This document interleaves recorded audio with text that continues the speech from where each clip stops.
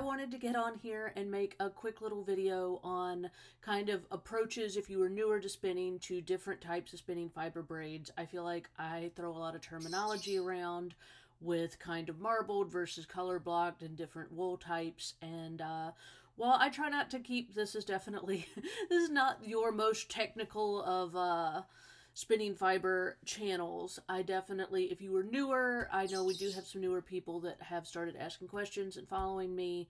I wanted to kind of address a couple things, so this is just going to be a quick little video on that. So here we go. So first off, the braids I have, these are some leftovers from past monthly spinning fiber subscriptions. We do have several different monthly spinning fiber and yarn subscriptions, and so these were two I had on hand for this video. And sorry, I always get my left and rights confused on filming here. But this one is a merino. It's super fine merino wool, so it's very fluffy and it's very soft, and you would probably recognize the term merino from, like, if you were shopping at the mall and you would look at a nicer sweater, it might be called merino wool on the tag.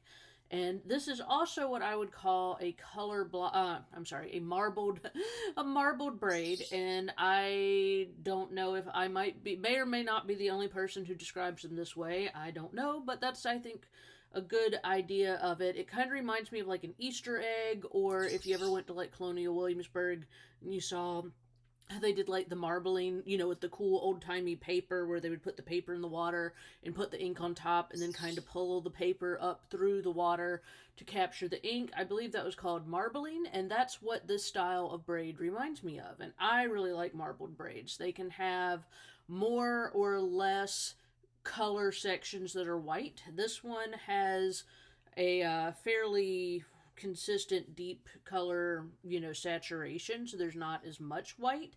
I think having a little bit of white in the braid, sometimes I feel like if you were, imagine you were in a fibers, like a yarn shop and they had braids, I feel like sometimes people will shy away from the braids that have maybe more white sections in them, like this one.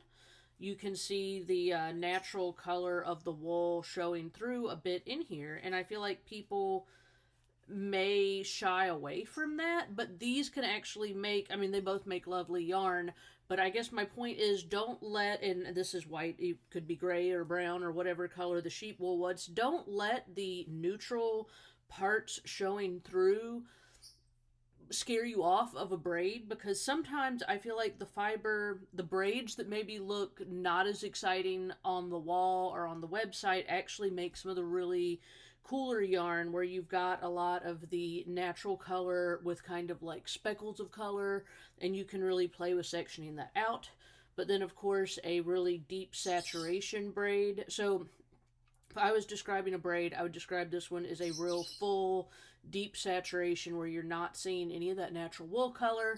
This one, I would say, would be like a medium saturation where you still clearly have lots of vivid colors, but it's maybe, you know, you've still got some parts where you can see the natural wool, which, like I said, we do that intentionally. You know, we try to plan our braids month to month, and we try to have it like if 1 month is one way, do the next month really differently, with the idea being that you always have an adventure to spin.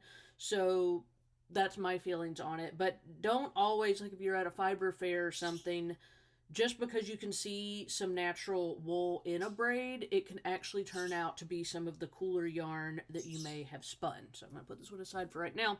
The other type of braid that you will hear me put in descriptions on my website is color blocked. And this one is a good example, and this one's called Pumpkin Spice Latte. It's leftover from fall, obviously. We were having a girl moment, and we had to have pumpkin spice latte, but it's very cool. And this one is a great color blocked example, and what I mean by that is that you have very separate colored sections on this braid. So if you unbraid this braid, you're going to have part of the braid that's very yellow. You know, all your color sections are going to be kind of separated or easy to separate, whereas this one, if you unbraid it, I'll unbraid part of it, you can see how the marbling runs more throughout. And I mean, of course, even with the color blocked one, you do have places where, you know, the dye meets another color, And I mean, it's dye on wool. It's not going to be. Sometimes I feel like people want things to be too like mechanically perfect, and I'm like, it's wool. It's wool with with dye on top. So there's definitely different colors, and I am not an expert dyer. That's why I hire expert dyers. But you are always going to have sections where the two different dyes run into each other, and that is okay. So you can definitely see how if you were pulling this one apart and going to spin from it versus this one, that you would have kind of two different ideas. Now you could definitely do what I have done many different times, which is just literally pull them both in two different sections. I love the 2-ply yarn. So I mean, you can always just do that where you would unbraid the whole braid, pull it down the middle into two long ribbons, and spin one and spin the other, 2-ply them together, and see how the colors come out. And I'm not going to lie to you, that's probably, if I was not using my brain at all, that is my default. I always love how the yarn comes out that way. I've never been disappointed, and I find that very comforting and happy, and I enjoy spinning that way. So both of these braids, you could spin, literally just pull it down the middle, spin them, and put them together and see how they look. But if you wanted to spin with maybe more of a color theory of what you were doing, I would say this braid would lend itself, a color blocked braid is going to lend itself very well to fractal spinning, which you can look back on this channel, and then also in my art yarn little mini course on my website. Both of those you will find information on fractal spinning. I don't get super technical on it. I've posted many little videos on either TikTok or Instagram. I always call it Lazy Girl Fractal Spinning, and I'm actually about to make another video on that. But the general idea is that you're going to separate your fiber from like a color blocked braid or bat into colored sections, where you're going to pull this apart and you're going to put all the yellows together, all the oranges together, all the browns together, and then you're going to spin them in whatever order you want to, but like all the yellow, all the orange, all the brown, and then generally people then chain ply that yarn so that it comes together, because by chain plying you're keeping the color sections together. Because if you're 2-plying, you're taking two different singles and twisting them together, so obviously they're just going to twist together however they twist together, so you don't really have any control over where the colors meet. Chain ply, the reason people like to chain ply is that if you want to keep your color sections separate, if you spin it all in one long single where it's like yellow, orange, brown, and then you chain ply it, it's going to keep the yellow together, the orange together, and the brown together, and then there'll be like the cool little blendy parts in between.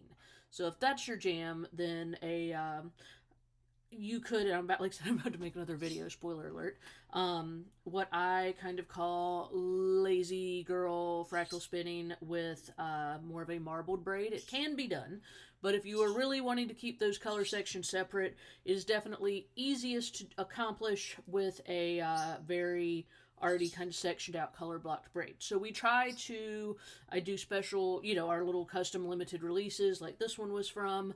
We typically do a lot of color blocked, and then with our monthly subscriptions, I'd say every other or every 3 months we try to focus on a color blocked braid, because we like to give people different things to experiment around with. So that is what I would say a color blocked braid would lend itself well to. And last but not least, a marbled braid. What I would do with this one is, like I said, honestly, I feel like you could do anything with this one. My default with marbled braids is always to either just do a fun mix together, one long like worsted weight single ply, which I love, or to do the 2-ply coming together. You can, like I said, when you unbraid this, like I just showed you, there are definitely color zones, so you can definitely pull this apart into color sections. I mean, like here's a big old purple section. You can definitely still pull these apart into color sections, so I wouldn't let that scare you off if you're somebody who's really into like, I gotta keep all my colors separate. I mean, with this braid, that, like I said, if you were seeing this on a picture on my website or in a store, you might be like, oh my goodness, the colors are all mixed up. You can see as you pull it apart, there are still definitely lots of colored sections. So that is, I really feel like marbled braids are very versatile. I would just let it be. I would do like a thick and thin. I would do a 2-ply bulky, or it could be whatever weight you wanted to do, but a 2-plied with the colors just randomly coming together would probably be what I would pick, or just do a long single-ply yarn, because I love to knit from like a long single-ply yarn, and then you get obviously your most yardage that way. So that's probably what I would do with a marbled braid, but they're really very versatile. So I just wanted to do this little video to kind of show 2 different ideas of braids that you might see on a website or get in a subscription like mine, or that you may encounter in a yarn shop. So anyhow, I hope that was helpful, and I hope you liked it, and I hope everybody's doing good.